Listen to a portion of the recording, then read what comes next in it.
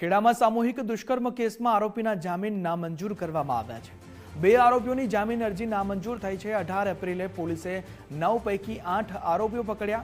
આરોપીઓનું ગામમાં પોલીસે સરઘસ પણ કાઢ્યું હતું। અન્ય એક આરોપીની પણ ધરપકડ કરાઈ હતી। ભોગ બનનારના વાલીએ ફરિયાદ નોંધાવી હતી।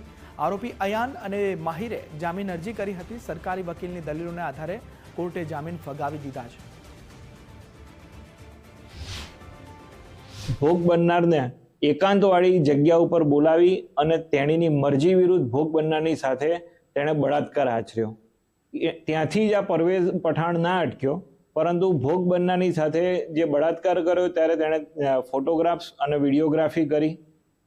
આ ફોટોગ્રાફ્સ અને વિડીયોગ્રાફી દ્વારા તેણે ભોગ બનનારને બ્લેકમેલ કરી અને પરવેઝ પઠાણે પોતાના અન્ય 8 મિત્રો, તેઓ જે પરવેઝના મિત્રો હતા તેમને પણ આ કામની ભોગ બનનારને ફરજ પાડી અને પોતાના મિત્રો સાથે પણ શારીરિક સંબંધ બાંધવા માટે ભોગ બનનારને ફરજ પાડી। પેપર્સનો તથા મેડિકલ રિપોર્ટનો અભ્યાસ કર્યા બાદ અને સરકાર તરફે રજૂ થયેલી દલીલો ધ્યાને લેતા નામદાર સ્પેશિયલ કોર્ટે આ આરોપીઓની જામીન અરજી નામંજૂર કરતો હુકમ કરેલો છે।